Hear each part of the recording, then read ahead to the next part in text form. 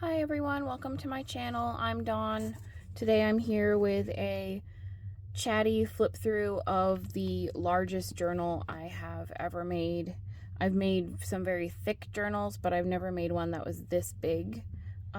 It was very difficult to get my camera set up, but I think we're in a good position and I'm going to do my best to stay in screen.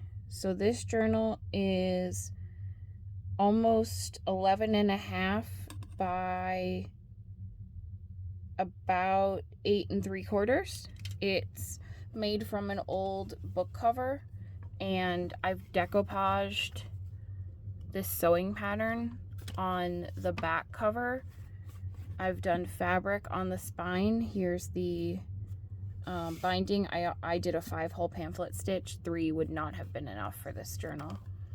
And then on the front, I've done like a decoupage with first the sewing pattern paper cover itself. So I opened it up and I was able to put the whole thing on the front, and then I made a border out of pattern pieces.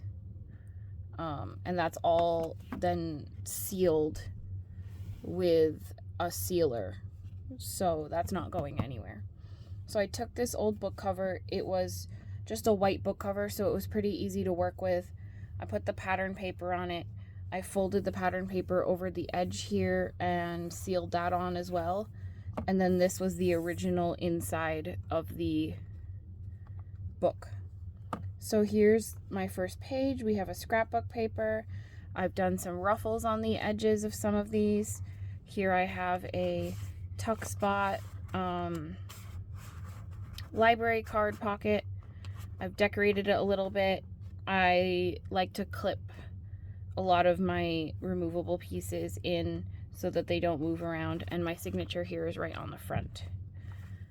I sewed these pages together to extend them, so you'll see that there's all the scrapbook papers on one side have this really cool seam effect. Then I have some bigger papers. This journal, the papers in here, they're so beautiful. I'm so proud of this journal that I have been struggling to decide if I want to keep it or sell it. I have this packaging paper in here.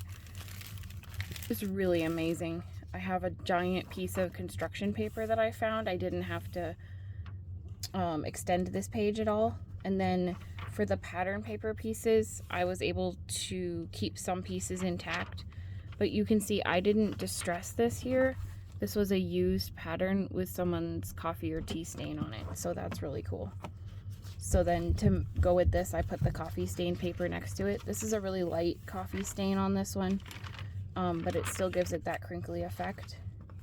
Here's another piece of scrapbook paper, and this is a piece from the original book that I've just trimmed down a little bit, made it look pretty, and just clipped it in. Then here I have a piece of the pattern. It's thin, but it could be used like a tracing paper, and it's really cool with an effect. So if you didn't have any other idea what to do with it, you could just glue it down here. And then I have this is a page from an atlas, but it's from the back of the atlas, so I just liked the way that looked. I have another piece of the instruction from the pattern. Another piece of dyed paper. This is a little bit pink. It's hard to see on camera because I used lightly dyed papers for these. These pages were from the original book. I used it for the center, but they were a little bit torn, so I washi taped them down so that the binding doesn't tear out of this page when you're using it. I love this little caterpillar, the chickens and the teddy bear. So I've just washi taped the center page of the signature to the next page on both sides. Here's the other side of the atlas paper, the other side of the big crinkly paper. Here's another scrapbook paper that I've pieced together, and this, I made a lace pocket here. I didn't put anything in there because I didn't want it to fall out while the journal was moving around. But here's this really pretty scrapbook paper I used.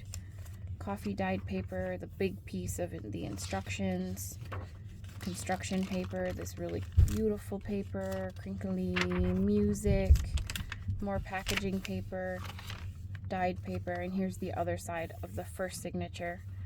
So here in the front you have this that's been extended, and here in the back you have this shorter one. Then over here, another extended piece with this beautiful scrapbook paper. On this one, I've sewn a pocket made from the matching scrapbook paper. So all the scrapbook paper was from one set, and I've tucked in a big piece of the pattern paper to use for something while journaling. I have more dyed paper and packaging paper, music, dyed paper, packaging paper with the white crinkly construction paper. Here I have a dictionary page that I pulled out of a dictionary and then folded and sewed the seam so that it was solid. And while I was doing that, I added this really cool ruffle here just for fun. You can use it as a tuck spot or leave it because it makes cool noises when you touch it. This coffee dyed paper, this is a heavy coffee dye here. It's got a really cool pattern to it from I dried this one in the sun, and the sun actually kind of burned the coffee into the paper, so that's really fun. I love this piece of scrapbooking paper, and then on the back it has just a plain red and beige grid, and I put this pretty lace on it. Here's another piece of the pattern paper, and this was folded already when I pulled it out, so I just left it folded because I kind of just like the way that looked, but it easily unfolds if you want. Then another piece of the atlas. Here's the front of the cutting and sewing directions. Dyed paper. Here's the center of this signature with the flowers and the doll pattern and the cute little caterpillar. And again, I didn't want it to tear, so I washi taped it to the next page. The other piece of the instructions, this one, and see, this is the other piece of the one that was folded, so it was actually folded on both corners, and I just left it folded. Then I have this big pocket here. It's sewed shut on 3 sides. These pieces of lace are glued down. I made this ruffle. This is all like a scrappy pocket, and then in the pocket I have some scraps and a piece of the original pattern. And this is a page that has a seam on it with this beautiful flower on one side and the designed stripes on this side. And then here's the coffee paper. Here's the other side of the dictionary page with the ruffle on it. Also, you could use it as a tuck spot. Here I have a construction paper page with this really pretty pocket that I made. I sewed a ruffle on. The pocket has all kinds of goodies inside, journaling cards, and some pieces of the pattern. It's got pattern attached to it with some different papers from the journal. And this is the front flap of the cover pattern. It's all the pieces in here are from this pattern. Crinkly paper, pink dyed paper, music, this pretty packaging, coffee dyed paper, and then on the last page I have this really beautiful lace sewn down with these flowers on it because I thought that the flowers really went well with this final piece of scrapbook paper. And there's the back cover. You can see there's fabric on the inside spine. There's pattern decoupaged around the edge here.